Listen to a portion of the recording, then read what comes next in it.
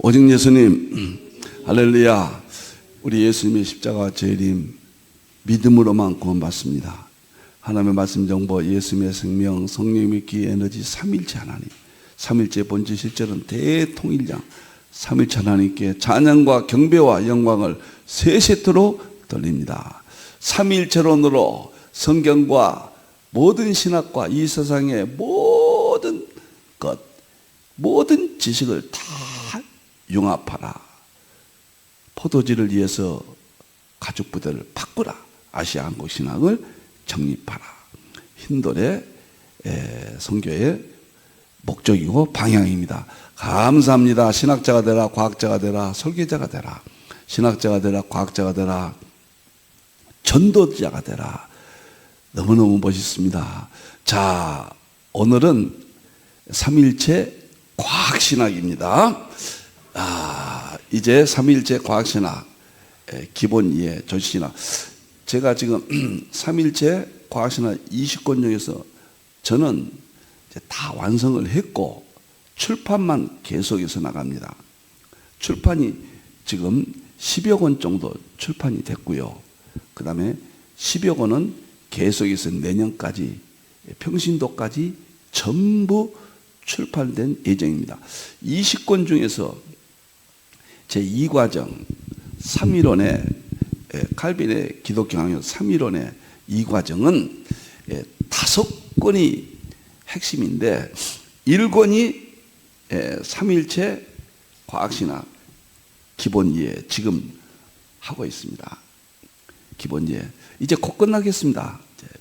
한 2달이면 이거 다 끝날 것 같습니다. 그러면은 2권이 우주 물리학과 하나님의 창조 기본 이해가 끝나면 바로 이걸로 들어가겠습니다.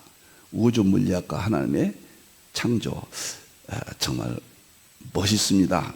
3권이 21세기 3권이 이거죠. 3권이 예수님의 세계, 양자 역학과 예수님의 세계, 이겁니다. 21세기 양자 역학과 예수님의 세계. 이것은 금요일 날 힌들 선교 TV 양자 역학 유튜브에서 그 이름으로 바로 금요일 날 방송이 지금 되고 있습니다. 어마어마한 양자 역학의 세계입니다. 마지막 5번째가 우주 물리학 창조하고 또 삼일체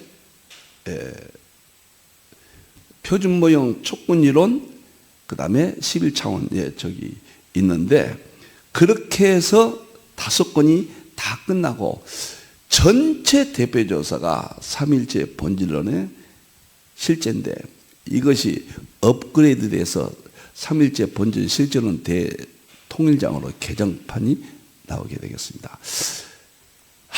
여러분들 이 책은 꼭 읽으시고 공부하셔야 됩니다. 역사의 마지막 하나님의 지식, 성경과 신학과 이 세상의 모든 지식을 마감하는 일반 계시 지식, 자연 창조의 지식입니다. 하나님께 영광을 돌립니다. 감사합니다. 자, 이제 다음 보세요. 삼일체 과학신학 핵심 이해, 기본 이해에서 2장 마지막 부분, 특별계시, 일반계시, 융합부분, 이 부분을 다루고 있습니다. 히브리서 11장 3절 보겠습니다. 믿음으로 모든 세계가 영혼세계, 창조세계 그런 의미를 포함하고 있습니다. 하나님의 말씀으로 지어진 줄을, 이 세상 만물이 하나님의 말씀으로 창조됐단 말이에요. 이것을 우리가 아는 것이에요. 아는 것이 믿음이에요. 아는 것이. 보이는 것은, 우리가 보이는 것은 나타난 것으로 말미암아 나타난 현상이 아니라 보이지 않는 세계, 그것은 하나님의 말씀의 세계, 말씀의 정보. 일반 계시에서는 하나님의 창조 세계에서는 정보의 용어로 이해되고 있죠. 최종적이죠. 정보가 우주 만물을 근본이다, 만들었다. 이렇게 니엘스 보어, 막스 플랑크, 노벨상을 받은 학자들이 언급을 했습니다. 하나님의 말씀이에요. 놀랍습니다. 과학을 하면은 놀랍다. 그런 말씀만 제가 드리게 되네요. 자, 오늘 들어가겠습니다. 과학과 복음의 발전 관계입니다. 이제 과학신학의 마지막 부분, 과학과 복음의 발전 관계. 지난 시간에 이 부분만 했죠. 그 다음에 이제 오늘은 정말 과학을 어떻게, 신학과 과학을 어떻게 연결하느냐, 그런 문제예요. 지금 에드워드가 성경과 자연을 융합을 시도했어요. 그것이 오늘날 과학과 신학의 통합이고, 특별계시, 일반계시, 융합, 본인이 주장하는 특별계시, 일반계시, 융합, 삼일체론과 자연 속의, 창조 속의 삼일체론을 융합하는 대연구의 마지막 부분인데, 이거 어떤 방법으로 하느냐, 오늘은 그 이야기입니다. 오늘은 이제 여러분들이 잘 이해하셔야 될 겁니다. 자, 위에 올려주세요. 세 가지가, 이것이 그렇게 중요하다.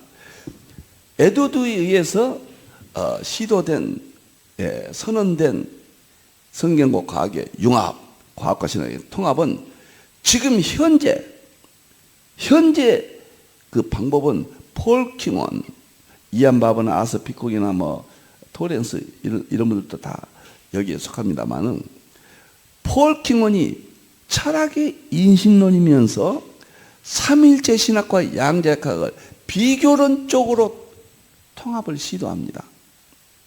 비교론적으로 굉장히 중요합니다. 비교론 뭔가. 아리스토텔 맥그레스는 지금 현재 살아계시고 이제 고인이 되셨고, 현재 과학신학의 세계 대표입니다. 가장 권위자입니다.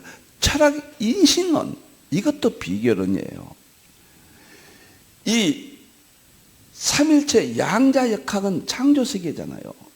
창조 세계를, 동물, 식물, 천체계, 그런 자연 세계를 통하여 특별 계시와 비교론적으로 통합을 시도하고, 맥그레스는 철학 인식론적으로, 비교론적으로 역시 시도하지만 철학 인식론으로 나름대로 과학신학을 통해서 완성을 했다. 철학 인식론으로는 맥그레스가 완성했다. 이렇게 봐야 될 겁니다. 저는 실제론입니다. 과학의 실험이에요. 실험을 통해서 특별계시 삼일체론과 일반계시 삼일체론, 핵심은 과학이에요. 이것을 통합을 했다. 250권. 그리고 40억 원은 제자훈련은 평신도까지 해서 20권이 대표조서고, 여기다가 20권 대표조서 써주셔야 이해를 하겠습니다.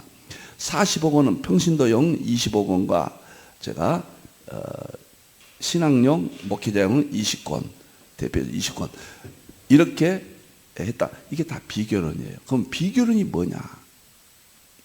자, 삼일체는 실론이죠. 성부님, 성자님, 성령님, 동일 본질 세 구분이죠. 하나님을 우리가 범죄함으로 잃어버렸단 말, 어두워졌단 말, 로마서 1장 20절이에요. 창세기 1장 2절은 만물 가운데 창조하신 하나님의 세계를 통해서 하나님의 능력과 신성을 보여줬다고 그랬고, 알게 했다고 그랬습니다. 범죄하기 전에는 하나님을 우리가 만났어요. 어떻게?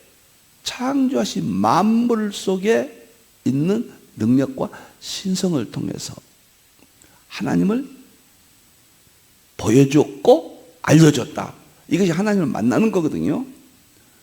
하나님의 창조의 목적이죠.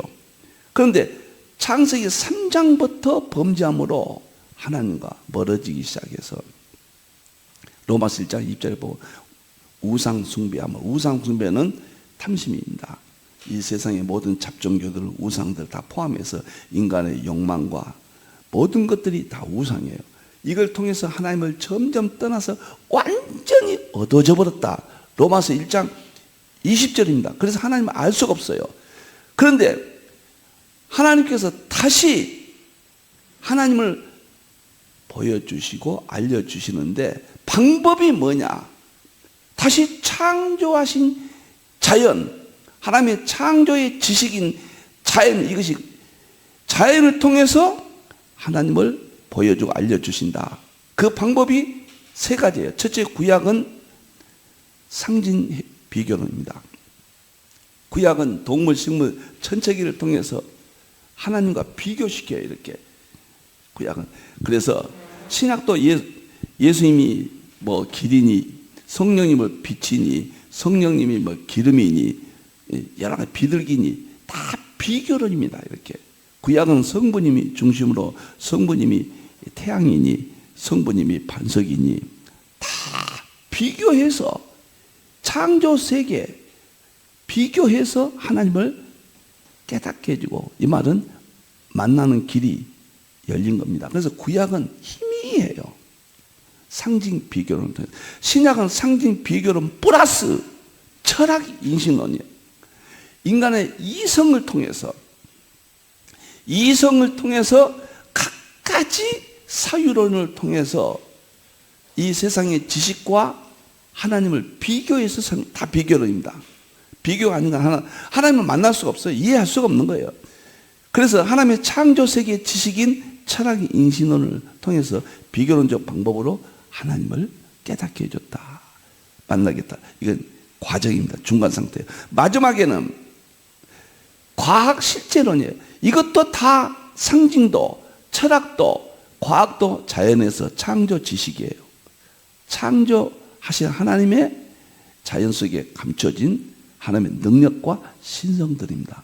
이것들이 마지막은 과학을 통해서, 상징은 비교론이라고 그랬죠. 창조물, 동물, 식물, 천체. 철학은 인식론이라고 그랬죠. 인간의 이성이에요. 과학은 실제로는 보여주고 입증한 데 실험입니다. 그래 완성입니다. 그래서 과학을 비교해서 설명한 것이 그렇게 평생 동안 폴키몬이 시도했고 맥그레스가 시도를 했습니다. 그러나 성경과 과학을 융합을 못 시켰어요.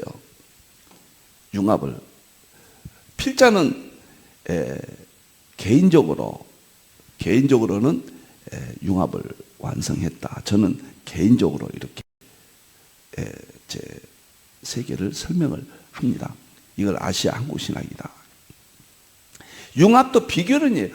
하나님과 하나님의 구속사 삼일체 실제론이에요. 신적성이에요. 창조물은 하나님의 삼일체 하나님께서 창조 속에 감춰진 능력과 신성이에요. 이 둘을 비교함으로써 자연세계는 불신자에게도 허락했습니다. 비교함으로써 하나님을 깨닫게 했다. 하나님을 만나게 했다. 마지막 방법이 과학이다. 과학 중에서도 양자역학이다. 양자역학 중에서도 정보, 생명, 에너지다. 이것이 삼일체론과 통합해서 하나님의 말씀, 정보, 예수님의 생명, 성령의 기, 에너지다. 비교론입니다. 비교론. 예수님께서 비유로 말씀하지 않고는 말씀하지 아니하셨다. 마태복음 13장 34절. 그 말이 그런 뜻이에요. 천국의 겨자씨니 뭐니 다 창조물을 통해서 비유로 말씀하시잖아요. 비교론. 예수님이 또 요한복음에 말씀하신 것은 철학의 인식론이 강하잖아요. 그리고 예수님 말씀 속에는 과학의 요소도 다 있어요. 우리가 그동안 몰랐던 것을 계시록도 과학적인 요소가 양자, 중정, 양자, 얽힘, 양자, 입자, 파동, 이중성. 예수님이 하나님이시고 사람이라는 것은 양자, 중첩이거든요. 입자, 파동, 이중성. 전부 비교예요. 비교론입니다. 저는 그것을 85년도부터 깨닫기 시작해서 저술 활동을 했고, 제가 이렇게 개인적으로 이만큼 하나님과 가까이 만나게 됐습니다. 비결론이 중요하다는 겁니다. 구약은 보세요. 고린도후서 12장 18절에 구약을 읽을 때 수건을 벗겨라. 예수님으로 수건을 벗기지 아니하면 완악한 자가 된다. 예수님으로 수건을 벗겨야 영광에 들어가고 구원을 받는다. 어마어마한 이야기입니다. 그럼 구약을 어떻게 벗겨요? 예수님 이야기는 없어요. 문자적으로 보면 몇 개 안 돼요. 구약 전체가 예수님이라는 거예요. 그것은 비결론이에요. 동물, 식물, 천체계 이런 걸 통해서 다 비결론입니다. 예수님으로. 양도 동물이잖아요. 예수님이에요. 피도 동물성이잖아요. 비교하는 거예요. 예수님과. 비교론이 중요하다는 거. 그래서 오늘은 제가 과학과 복음의 발전 관계를 비교하겠다. 이거 폴 키곤이 주로 사용하는 방법인데, 제가 오늘 이 비교는, 만일에 제가 이런 설명을 지금까지 안 하면은, 이렇게 설명하면 이거 이상하다. 지금까지 우리가 하던 문법이 아니다. 이렇게 오해를 하고 있거든요. 그래서 제가 이 앞에 3인에 대해서 제가 자세히 설명을 했고, 이것이 하나님을 만나는 방법의 본질이라는 겁니다. 우리가 지금 신학자들이 칼빈이 말한 것은 다 철학 인식론 자연에서 나온 비교론이에요. 전부 비교입니다. 애화도 전부 우리가 애화를 쓸 때 비교하잖아요. 애화도 비교가 아니면 하나님의 세계를 이해할 수가 없어요. 상징 비교론, 철학 인식론, 이성을 통한 비교론, 과학 실험을 통한 비교론, 실제로. 자, 이제 제가 비교론법에 의해서, 제가 그래서 이 책이 중요하다 늘 말씀을 드렸죠. 새로운 조이신학입니다. 과학의 발전과 신학의 확산, 발전을 비교했습니다. 이렇게 하는 거예요. 이 방법 외에는 없어요. 다양하게. 보세요. 기원전 그리시대의 과학은 대혼돈이었습니다. 탈레스, 물, 피타고라스, 수, 엠페도클레스, 물, 불, 공기, 흙, 사원소설, 데모크리토스, 원자. 여기서 만물의 본질이 뭐냐? 원자, 이거 하나만 맞아요. 이건 다 물질이죠. 창세기 1장에 다 있죠. 다. 이게 다 있습니다. 이것은 하나님의 창조 일반 계시입니다. 이것은. 그런데 이때는 대혼돈이에요. 초기는 대혼돈입니다. 그런데 복음도, 구약은 그림자 시대예요. 메시아 대망 시대, 삼위일체 성부님 사역 주도 시대인데, 여기는 대혼돈입니다.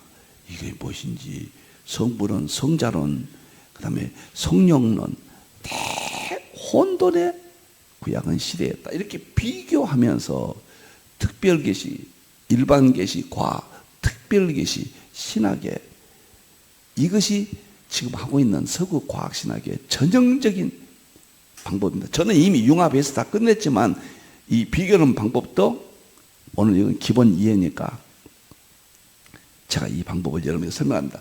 두 번째, 똑같아요. 알렉산드리아 시대는 거짓 시대였거든요. 필로, 프톨레마이오스, 오리겐, 전부 거짓 시대입니다. 필로 철학자거든요. 철학자들이 철학의 순기능이 아닌 역기능으로 성경을 완전히 알렉산드리아 학파에서 망가뜨렸고, 오리겐은 3번이나 이단으로 정죄되죠. 성경을 알레고리, 잘못된 나쁜 알레고리를 통해서 만시창을 만들어버렸거든요. 구약의 말기가 하나님을 또 배도했거든요. 대타락 시대, 이스라엘이 하나님을 떠난 시대, 안티오코스 4세 에피파네스가 성전을 황폐하 비교된다. 여러분들, 하나님은 죄인이 만날 수 없습니다. 하나님이 창조하신 세계 지식을 통해서 특별계시 만납니다. 핵심은 예수 그리스도 십자가의 피입니다. 놀라운 세계. 피는 철학 인식론이에요. 거의 창조 자연세계 철학도 거기서 나왔습니다. 인식론도. 이렇게 보는 것이다. 세 번째, 과학과 신학의 유럽 물리학 태동시대입니다. 이때부터 과학이 정식으로 태동이 됩니다. 과학의 진실이, 신성과 능력이 드러납니다. 코페르니쿠스가 지동설, 갈릴레오가 관성의 법칙, 뉴턴이 만유 인력 프린키피아, 그 다음에 아인슈타인이 상대성 이론. 이것이 우주 물리학, 고전 거시세계 고전 물리학이라고 하죠. 여기에 비교되는 것이 신학도 카톨릭의 대핍박과 종교 계획시대인데, 카톨릭이 종교만 아니라 정치, 경제, 군사 모든 영역을 장악했거든요. 유럽 전체가 국교화됐잖아요. 온갖 이단적 주장인데 종교 개혁이 나타난다. 비교됩니다.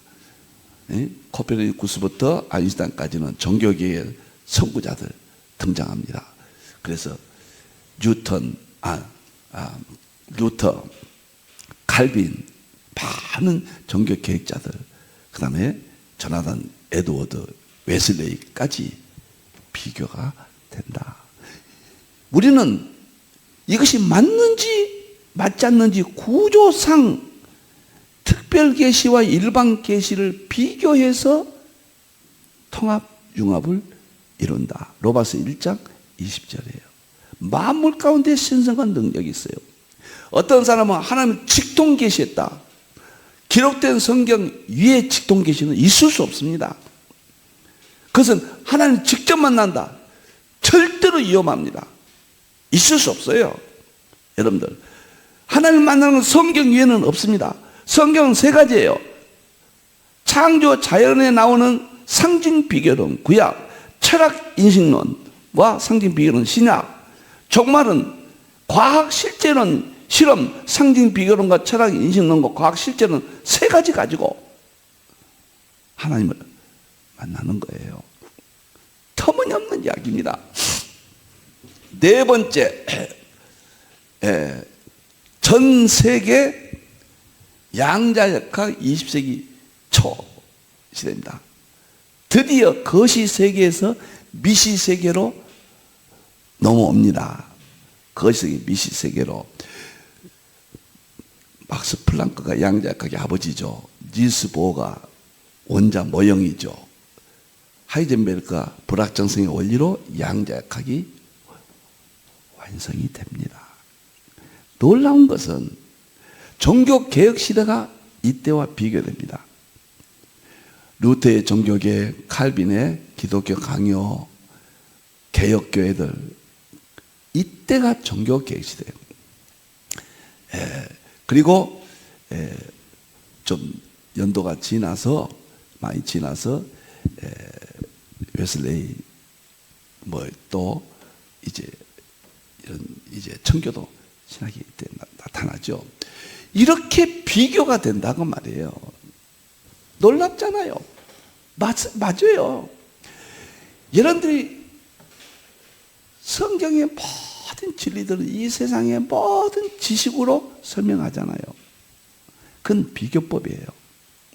예수님이 비유로 말씀하지 않고는 말씀하지 않으셨다. 비유로 말씀하시고는 깨달았느냐? 비유를 통해서 깨닫게 해주십니다. 비유는 상징이 있고 철학 인식론이 있고 과학 실험 실제로 있다는 것 세 가지. 이 세 가지는 자연에서 나왔다는 것. 자연은 하나님의 창조 지식이라는 것. 이거 하나님의 지식이에요. 하나님 두 가지 지식이 있습니다. 구원의 지식, 삼일체 안에 구원의 지식이 있고 삼일체 안에 창조의 지식이 있어요. 이 둘을 비교시켜서 하나님 만나는 겁니다. 그러니까 그 시대 최고의 학문을 통해서 성경을 보고 신학을 보고 설교와 목회를 하지 않는 한 그 시대에 이기지 못한다. 계시록의 마지막 최고의 진리는 재림이잖아요. 마지막에. 계시록이 없이는 마지막에 이길 수 없다. 계시록은 상징 비교론과 철학 인식론과 과학 실제론 양자역학 세 가지로 비빔밥이 되어 있다. 제가 과학신학 한 다음에 이것을 깨달았어요. 장차될 일만 제가 깨달았다가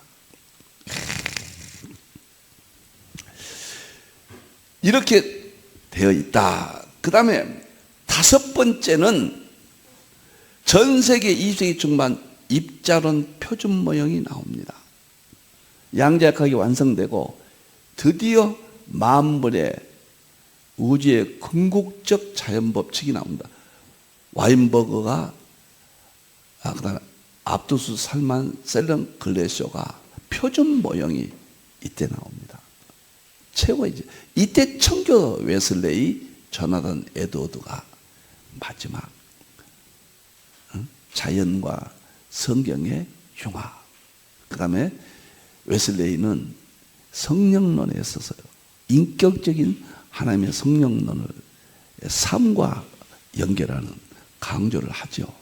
다 비교가 되는 것이다. 그래서 표준 모형과 청교도 시대는 제가 이런 걸 어떻게 깨달았느냐, 가만히 생각하죠. 근본 원리를 아니까요. 펜을 들고 이렇게 정리를 했죠. 놀랐습니다. 여섯 번째는 전 세계 시대 촉군이론 마지막 이론이죠. 11자 차원. 마이클 그린과 존 스워츠가 촉군 이론을 발표했죠. 마지막이에요. 그것을 다섯 가지 끈을 통합한 것은 11차원 막리론, 위트니. 이 세 가지가 마지막입니다. 1984년도부터 95년도까지. 우리는 20세기 후반 본격적인 과학신학 연구시대가 된 거예요. 마지막. 서구신학의 완성, 서구 선교시대 완성, 과학신학의 태동, 서구 과학신학, 활발한 연구가 시작된, 이렇게 된다. 저는 이렇게 비교를 했습니다. 여러분들, 예수님이 비유로 말씀하지 않고는 말씀하지 아니하셨다. 깊이 생각하셔야 됩니다. 우리는 과거 16세기 또는 6세기 또는 17세기, 18세기 이때 서구신학의 정통과 핵심은 보물처럼 얘기돼. 비교하는 방법은 지금은 자연세계가 활짝 열렸습니다. 상징과 철학 인신론과 과학 실험 실제론이 통합돼서 다 완성됐어요. 지금은 비교의 수준을 높여야 돼. 비교론에. 보세요. 마지막입니다. 이제 21세기 우주 만물 본질 세계가 드디어 나타났습니다. 삼일체론이 신론의 핵심인데, 성불론, 성자론, 성령론, 동일 본질 세 구분, 하나님의 창조, 예수님의 구원, 성령님의 능력, 이 특별 계시가 창조세계, 삼일체론이 창조세계 자연 속에 신성과 능력이 나타난 거예요. 그것이 정보성명에 대해 최종적입니다. 최종적으로 삼일체론으로 나타난 겁니다. 제가 이걸 발견하고요, 꿈인지 생신지 너무 좋았습니다. 혹시 제 개인적인 생각은 제 사후에 힌돌의 삼일체 과학신학 20권을 평가한다면 최종적으로 정보 생명 에너지를 일반 계시 창조세계 과학의 궁극적인 본질이다. 그리고 서구 정통신학에서 입증한 삼일체 교리, 성불론, 성자론, 성령론, 삼일체론, 이 둘을 융합했다. 그래서 전 성경을, 전 신학을, 그 다음에 이 세상 모든, 온 세상 모든 것들을 하나로 융합해서 삼일체 본질 실제론 대통일장형 완성했다. 저 개인적입니다. 저 개인적으로. 앞으로 다른 분들은 더 위대한 것들이 나올지는 모르겠습니다. 저 개인적으로는 최종적인 역사의 마지막 신성과 능력, 삼일체론의 완성, 서구신학에 이어진 아시아한국신학의 개인적인 완성, 이렇게 봅니다. 비교론적으로 오늘 제가 설명했습니다. 예수님이 말씀하시고, 구약은 비교는 상징 비교를 하지 않으면 구약은 다 예수님이라고 그러는데 거의 컴컴해요. 예수님 볼 수가 없어요. 저는 구약에 대해서 그래서 주석을 15권 제가 썼다는 것을 말씀을 드립니다. 멋있습니다. 삼일째 과학신앙 기본 이해. 우리 하나님께 영광을 드리고 과학신학을 주신 우리 하나님 찬양합니다. 기도하겠습니다. 하나님 감사합니다. 과학의 발전, 창조 세계의 발전 과정과 신학의 발전, 하나님의 구원 세계의 발전, 삼일체론으로 시작하고 마무리하였습니다. 감사합니다. 이종의 허물을 감춰주시고 부족함을 불러 치지어서 없애주시고 성령님께서 생각나게 하시고 가르쳐주시고 예수님을 증거케 하게 주시옵소서. 다시 오실 예수님의 이름으로 기도하옵나이다. 아멘.